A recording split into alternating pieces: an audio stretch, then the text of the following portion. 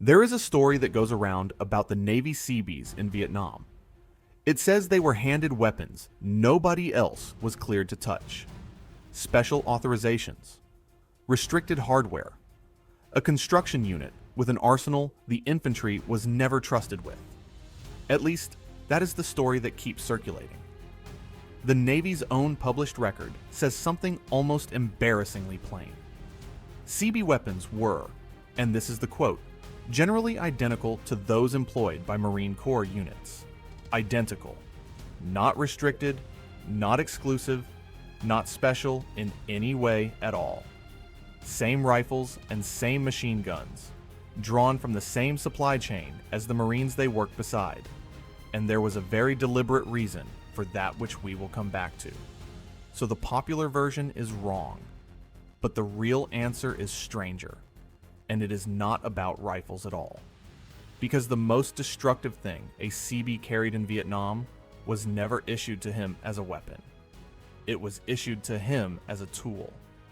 And the man who proved what those men were actually capable of died in 14 hours of fighting at a place called Dong Xoai, holding a weapon he had almost certainly never expected to fire. Wake Island, December 1941. Hundreds of American civilian construction workers were on that atoll building runways and fortifications for the Navy. They were not soldiers. They were carpenters, equipment operators, steel workers, hired on contract. When the Japanese came, those men were in an impossible position. Under international law as it stood, a civilian who picked up a rifle and resisted a military attack was not a lawful combatant. He was a guerrilla, and a captured guerrilla could be executed on the spot without trial. 98 of the civilian workers captured on Wake were later killed. On the 5th of January, 1942, the Navy's Bureau of Yards and Docks was authorized to fix that problem permanently, not by keeping construction workers out of combat zones, by making them soldiers.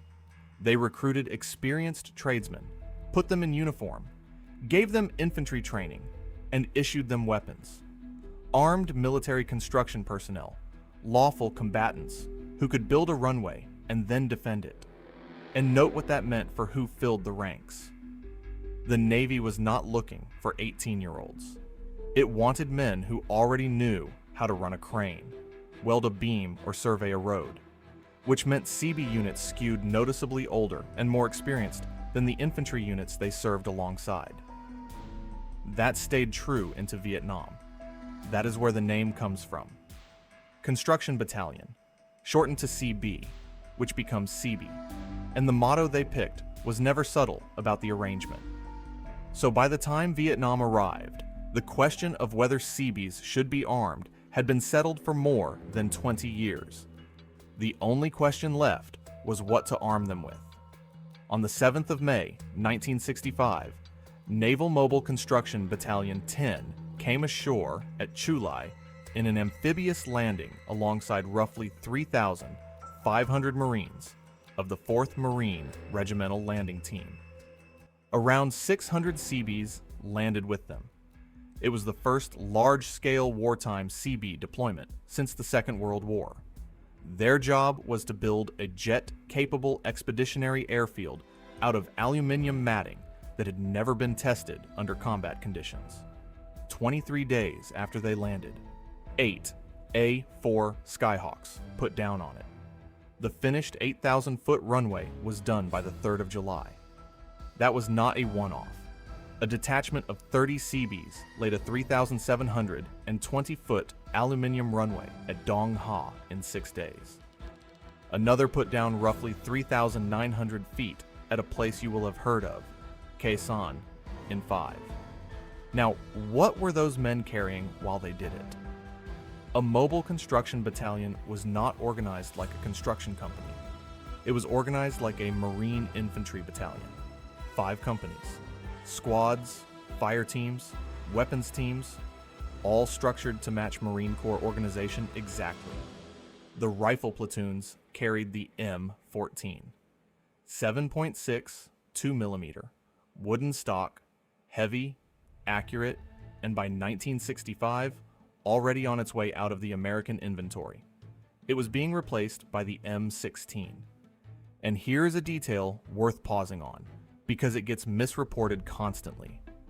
Seabees did hold on to their M14S longer than a lot of Army units did, but not because of any special permission.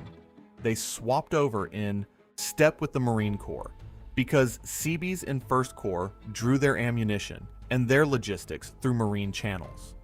The Marines were slow to give up the M14, so the Seabees were slow to give it up too. Every squad had one M79 grenade launcher, 40mm, break action, the weapon everyone called the blooper. The weapons platoons carried the M60 machine gun and the 3.5-inch rocket launcher, the super bazooka. Shoulder fired, designed to kill armor and bunkers. That is the complete authorized list. M14, or M16, M79, M60, 3.5-inch rocket launcher. If you see a video claiming Seabees were standard-issued recoilless rifles or mortars, that is not in the record. So on paper, nothing exceptional at all, which is exactly the point people miss. Look past the rifle rack, and you find the answer. Seabees ran rock quarries. That is not a footnote. That is core to the job. You cannot build roads, runways, and revetments in Vietnam without aggregate, and you cannot get aggregate without taking a mountain apart. So they blasted, constantly. Quarry faces, road cuts, stumps, bunkers, tunnel systems, unexploded ordnance. The material was standard military demolition stock. C4 and 1 and a quarter-pound blocks, TNT, cratering charges, detonating cord, blasting caps. Nothing about any single one of those items was restricted to the Navy. An Army combat engineer used the same catalog. The difference was volume, and it was not close. There is an old Seabee estimating rule that 1 pound of explosive yields roughly 1 cubic yard of rock. Now, think about the scale of what these men were building. 6 Seabee battalions, upgraded routes 1 and 9. That effort involved 133 bridges across 138 miles of road. Nearly a bridge for every mile. Or take the bridge that Mobile Construction Battalion 4 built across the Thuban River south of Da Nang in 1967.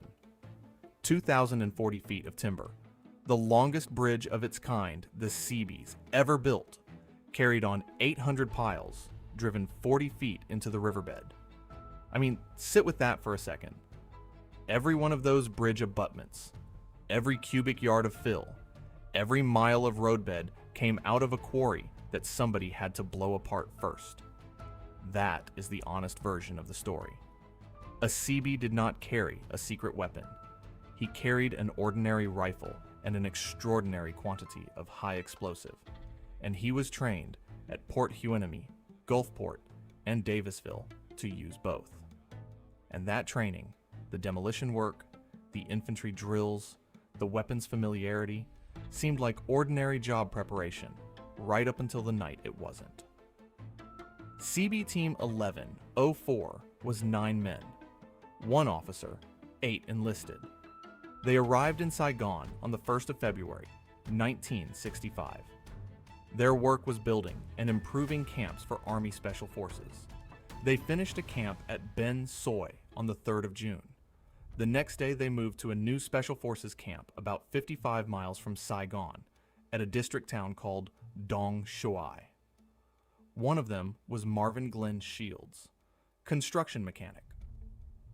3rd class, 25 years old, born in Port Townsend, Washington, enlisted in 1962. His team's officer in charge, Frank Peterlin, described him years later as a man who kept a guitar at his side in the evenings and liked to sing and dance with the local troops, always upbeat. Late on the 9th of June, the camp was attacked. Inside were 9 Seabees, 11 American Special Forces personnel, and roughly 400 Vietnamese and Montagnard defenders. Worth being clear about what the Seabees were doing there. They were not an assault element. They were 9 tradesmen improving the defenses and facilities of a camp for a civilian irregular defense group program. Carpenters, equipment operators, a mechanic, a corpsman. Outside were elements of a Viet Cong regiment. Estimates of its strength vary by source. The Naval History and Heritage Command puts it at approximately 2,000 men. The Naval Institute's account gives a range of 1,500 to 2,000. The fighting lasted roughly 14 hours. Quick thing, before we get to what Marvin Shields did next. If you want more history that actually checks its sources instead of recycling numbers off other videos, subscribing genuinely helps this channel keep doing the archive work. That is the whole ask. Back to Dong Xoai. By the early hours of the 10th, the surviving defenders had been pushed back into the district headquarters building and surrounded. Shields had already been wounded. He kept carrying ammunition to the firing line anyway. He was wounded a second time. Rather than take cover, he insisted on moving a more seriously wounded man to safety. Then, a Viet Cong machine gun position pinned the entire camp. Nothing could move while it was firing. An Army Special Forces officer, 2nd Lieutenant Charles Q. Williams, decided to go out and destroy it. He needed a second man to carry and load the 3.5-inch rocket launcher. Shields volunteered, wounded twice, weakened, and with no obligation whatsoever to be the man who did this. The two of them moved outside the perimeter, in the open, toward a machine gun position roughly 150 meters away. They destroyed it. On the way back to the defensive position, Shields was hit again, mortally this time. Helicopters reached the camp later that morning. Marvin Shields died of his wounds during the evacuation flight. For 2 of his teammates, it was not over. Lieutenant Junior Grade, Frank Peterlin, and Chief Equipment Operator Johnny McCulley had been separated from the group during the withdrawal and were still out there when the helicopters left. Dong Xoai was declared a free fire zone with both men inside it. They evaded through the rest of that day and through the night, and were picked up by a rescue helicopter at around 7:30 the following morning. He was a construction mechanic. He fixed bulldozers. On the 13th of September, 1966, President Lyndon Johnson presented the Medal of Honor to Shields' widow, Joan, at the White House. Marvin Shields remains the only Seabee ever awarded the Medal of Honor. A Navy frigate was named for him. He was not the only one decorated that night. Steelworker Second Class William C. Hoover was killed in the same action, the first Seabee killed in the Vietnam War, and received a posthumous Bronze Star with Combat V. Lieutenant Junior Grade Frank Peterlin and Chief Equipment Operator Johnny McCulley received the Silver Star. The remaining 5 received the Bronze Star with Combat V. The whole team received the Navy Unit Commendation. Of the 9 Seabees present, 2 were killed. The Naval History and Heritage Command records 6 wounded. The Naval Institute and several other accounts say 7. We are showing you both because we do not know which is right. And one more correction, because this one is repeated in almost every article about this battle. Charles Q. Williams, the officer who went out with Shields, is frequently described as a Navy officer who received the Navy Cross. He was neither. Williams was United States Army, 5th Special Forces Group, and he received the Medal of Honor. Dong Xoai produced 2 of them. You would think a detail like that would be easy to get right. It keeps getting printed wrong anyway. Dong Xoai was 1965. The Seabee presence only grew from there.